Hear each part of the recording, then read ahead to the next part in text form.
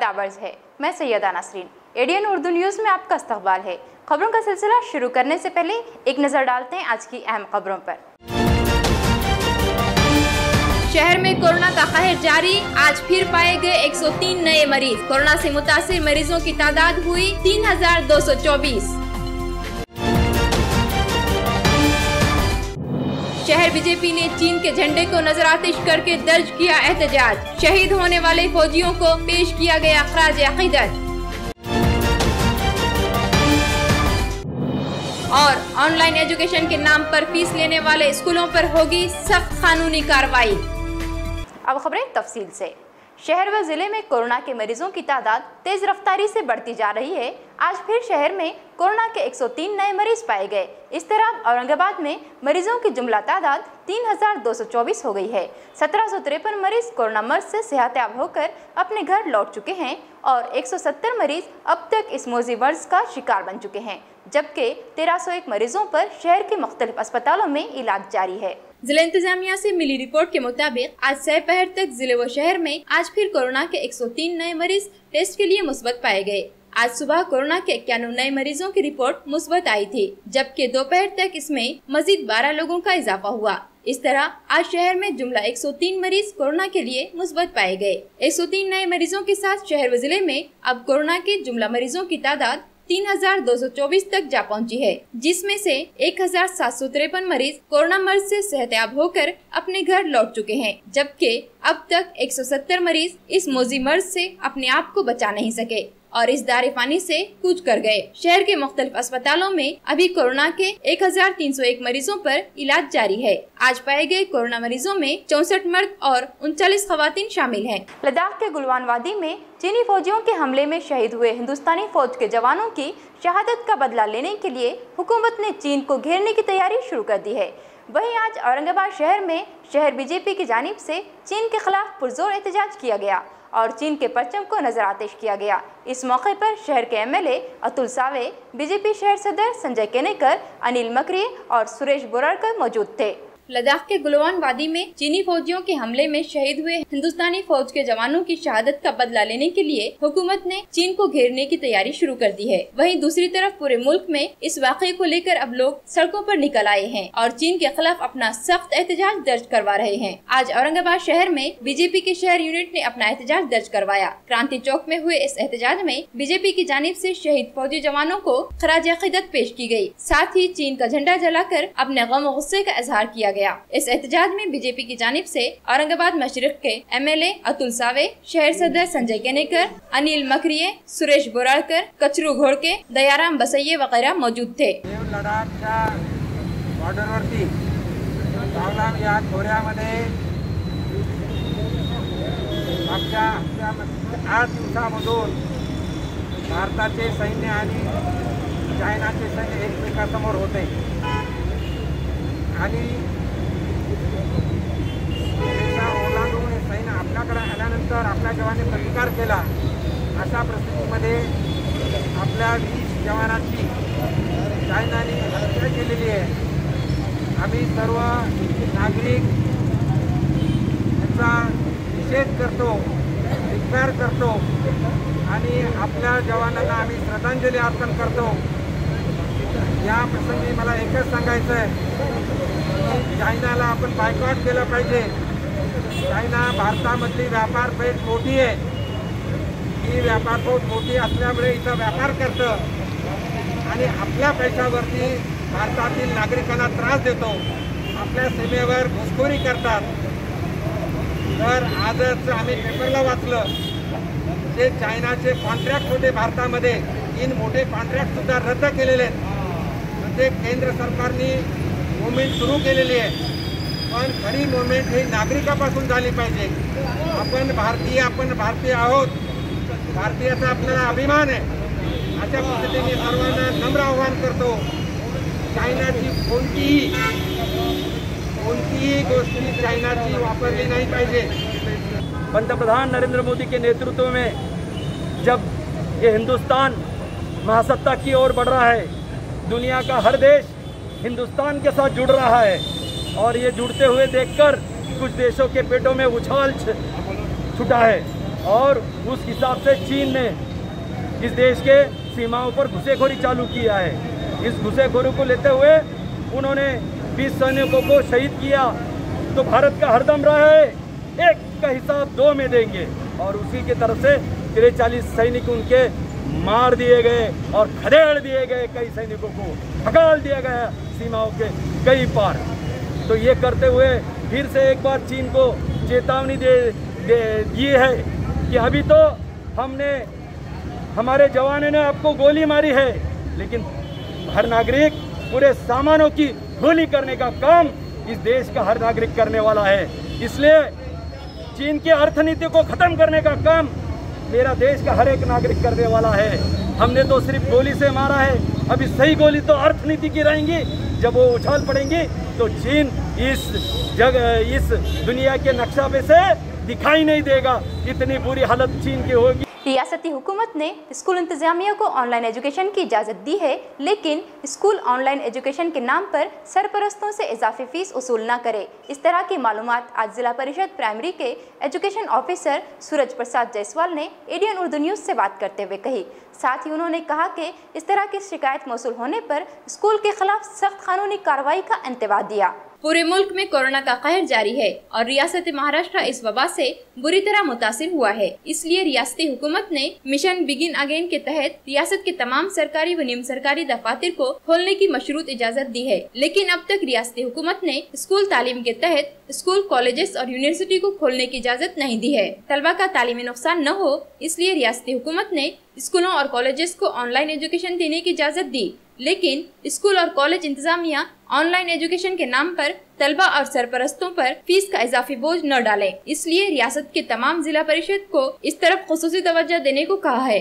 आज औरंगाबाद जिला परिषद प्राइमरी के एजुकेशन ऑफिसर सूरज प्रसाद जायसवाल ने एडियन उर्दू न्यूज़ से बात करते हुए कहा कि अगर कोई स्कूल ऑनलाइन एजुकेशन के नाम पर फीस वसूल करते हैं तो इनके खिलाफ सख्त कानूनी कार्रवाई की जाएगी। साथ ही उन्होंने कहा कि जिले के तमाम स्कूलों को मुफ्त दरसी कुतुब तकसीम किए जा चुके हैं, जो स्कूल शुरू होने पर पहले दिन ही तलबा में तकसीम किए जाएंगे। महाराष्ट्र शासनाने 1 जुलैपासून शाळा सुरू करण्याचा निर्णय घेतलेला आहे। पहिल्या टप्प्यामध्ये 9वी, 10वी आणि 12वीचे वर्ग सुरू होणार आहेत। त्याच्यानंतर टप्प्याटप्प्याने 1ली ते 8वीचे वर्ग सुरू होणार आहेत। विशेषतः सध्या स्थितीमध्ये खाजगी शाळांच्या बाबतीत विविध वृत्तपत्रांमध्ये किंवा पालकांच्या तक्रारी पाहायला मिळतात।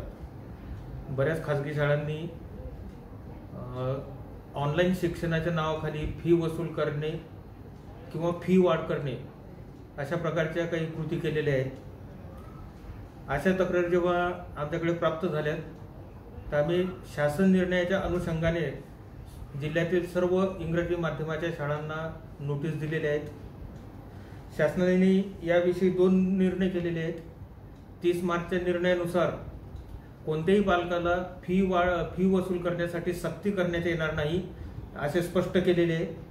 तसेच 8 मेच्या शासन निर्णयानुसार कोणत्याही प्रकारचं फी वाढ किंवा इतर शुल्काची आकारणी करता येणार नाही असे आदेश आहेत। हे दोन्ही आदेश लक्षात घेतात सर्व शाळांना या प्रकारची ताकीद देण्यात आली आहे। आणि यानंतरही जर कोणती शाळा पालकांना सक्ती करत असेल किंवा फी वाढ करत असेल किंवा ऑनलाईन शिक्षणाच्या नावाखाली अतिरिक्त शुल्क आकारत असेल तर अशा शाळांच्या विरुद्ध 7 प्रतिबंधक अधिनियम त्याच्यानुसार कारवाई करण्यात येईल।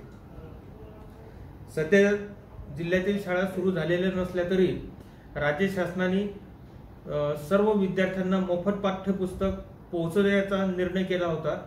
त्या अनुषंगाने औरंगाबाद जिल्ह्यातील 18,51,000 पुस्तकांचा जो संच आहे तो प्राप्त झाला होता आणि जिल्हा परिषद आणि खाजगी शाळांमध्ये आम्ही प्रयत्न केला की पहिल्या दिवशी हे पुस्तकं वाटप झाली पाहिजेत।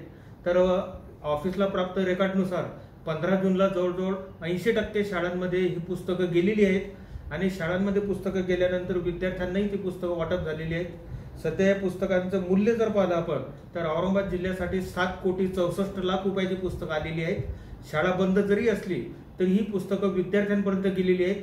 विद्यार्थी त्याचं वाचन करतील आणि हळूहळू शैक्षणिक वातावरण निर्माण होण्यासाठी मदत होईल। औरंगाबाद म्यूनिसिपल कॉर्पोरेशन के administrator Naz municipal commissioner Astik Kumar Pandey ने कहा कि कॉर्पोरेशन कोरोना वबा के कहर पर काबू पाने के लिए पूरी तरह संजीदा है और वो पूरी ताकत के साथ काम कर रही है। इसके लिए कॉर्पोरेशन का तिब्बी अमला दिन रात मेहनत कर रहा है। लिहाजा शहर में अगर कोरोना का एक भी मरीज नजर आता है तो उसे फौरी जिला कोविड केयर सेंटर में दाखिल किया जा रहा है।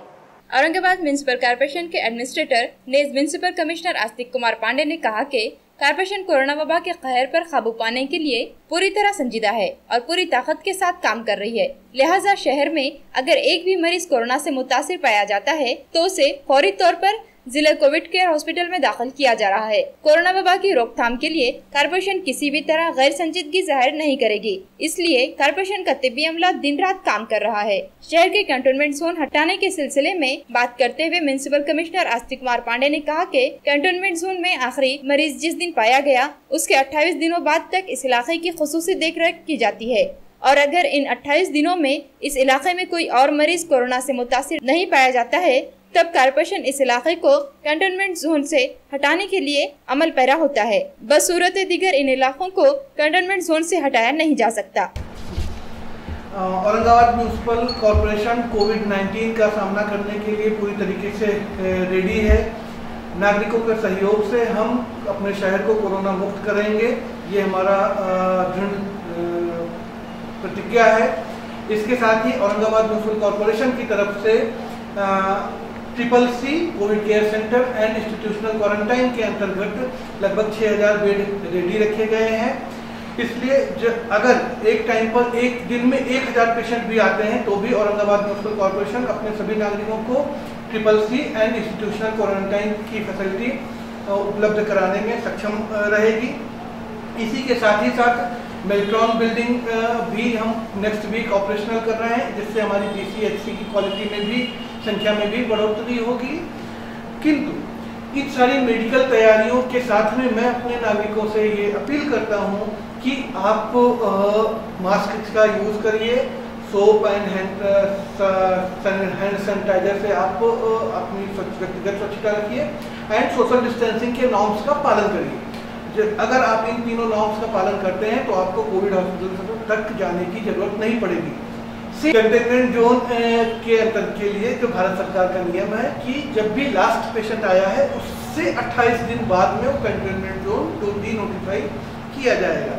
तो इसलिए जो समन्वय अधिकारी एंड कोविड निरीक्षक हैं उनको इंस्ट्रक्शन दिए गए हैं कि आप प्रत्येक कंटेनमेंट जोन का रिव्यू लीजिए एंड जहां पर भी लास्ट पॉजिटिव पेशेंट को आए हुए 28 दिन हो गए हैं उस एरिया को डिनोटिफाई करें। नाजरीन, यहाँ लेते हैं मुख्तसर वक्फा।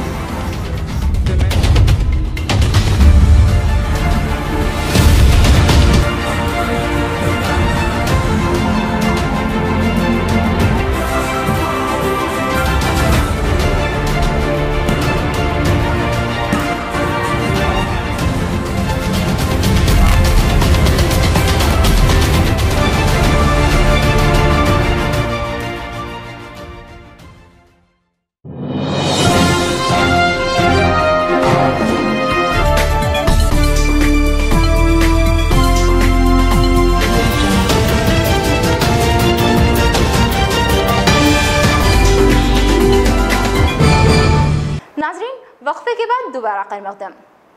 खदीम शहर को पानी सप्लाई करने वाली शाहगंज की टंकी के करीब 700 ml और 1400 ml पाइपलाइन में आई खराबी के बायस शहर में पानी का मसला बढ़ता ही जा रहा है।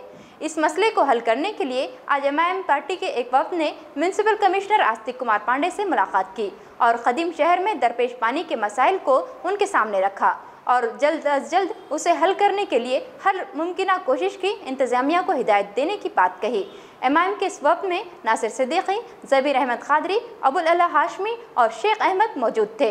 खदीम शहर के बेशतर इलाकों में कारपोरेशन की जानिब से फराहम किए जाने वाले पानी सप्लाई का मामला दिन ब दिन पेचीदा होता जा रहा है। खदीम शहर को पानी सप्लाई करने वाली टाकी के करीब 700 मिलीलीटर और 1400 मिलीलीटर पाइपलाइन में आई खराबी के बायस पानी फराहम करने में परेशानी आ रही है। इस तरफ कारपोरेशन के एडमिनिस्ट्रेटर आस्तिक कुमार पांडे ने खुसूसी तौर पर तवज्जो देने की जरूरत है। इस तरह का मुतालबा MIM के जानिब से किया गया। आज MIM के एक वफ्द ने आस्तिक कुमार पांडे से मुलाकात की और इनकी तवज्जो शहर के कदीम इलाकों में पेश आने वाले पानी के मसाइल की तरफ गामजन करवाई। वफ्द ने मुतालबा किया कि कदीम शहर के बेशतर इलाके जिनमें गणेश कॉलोनी, रोशन गेट, टाउन हॉल, जिनसी, कटकट गेट, दिल्ली गेट, सिटी चौक, बुड्डी लेन, शाहगंज, जुना बाजार वगैरह शामिल है, जहां 9 दिन के बाद पानी आता है, जिसे फौरी तौर पर हल करने की जरूरत है। वफ्द में नासिर सिद्दीकी, साबिक हज़्ब मुखालिफ रहनुमा ज़मीर अहमद कादरी, अबुल आला हाशमी, शेख अहमद वगैरह मौजूद थे। इंडियन नेशनल कांग्रेस पार्टी के साबिक सदर राहुल गांधी की यौम पैदाइश के मौके पर आज गांधी भवन में एक तकरीब मुनाकिद की गई, जिसमें जिला कारगुजार सदर अनिल पटेल और शहर सदर नामदेव पवार ने लोगों के मसाइल को जानकर इन्हें फौरी हल करने को कहा। कोरोना वबा के चलते लोग माशी तौर पर काफी परेशान हैं, इसलिए पार्टी वर्कर उनकी मदद की हर मुमकिन कोशिश करें। कांग्रेस रहनुमा ने साबिक सदर राहुल गांधी की यौम पैदाइश के मौके पर आज गांधी भवन में एक प्रोग्राम मुनाकिद किया गया, जिसमें कांग्रेस जिला कारगुजार सदर अनिल पटेल और शहर सदर नामदेव पवार ने रहनुमाई खिताब किया। दोनों रहनुमाओं ने इस बात पर जोर दिया कि कोरोना वबा के कहर से शहर के लोग बेहद परेशान हैं। ऐसे वक्त में हम लोगों के करीब जाकर इनके मसाइल को समझे और इन्हें हल करने की हर मुमकिन कोशिश करे। इस मौके पर कांग्रेस सेवा दल के सदर विलास अवतारे, महिला शहर सदर सरोज मसालगे पाटिल, डॉक्टर पवन डोंगरे, मोहसिन अहमद, मुजफ्फर हुसैन वगैरह खुसूसी तौर पर मौजूद थे।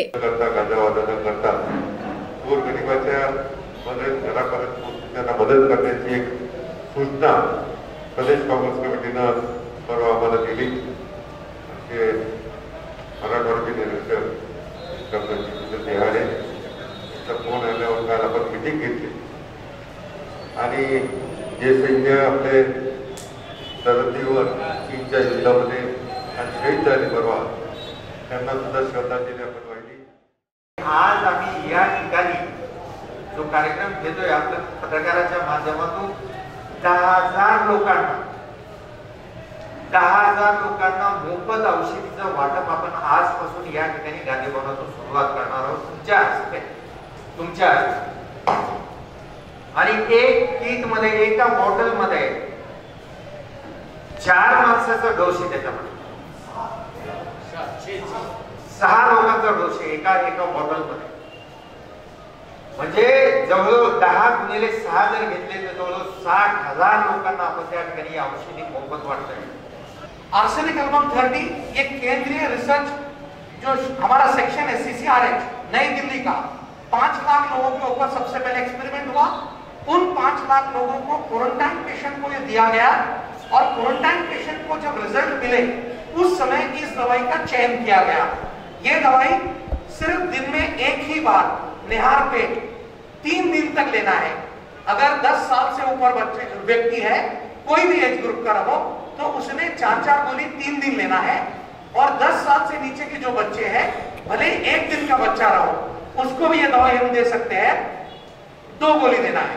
यानी 10 साल के नीचे 2 गोली और 10 साल से ऊपर कोई भी एज ग्रुप का व्यक्ति है उसको 4 गोली। इस दवाई की कोई भी साइड इफेक्ट नहीं है।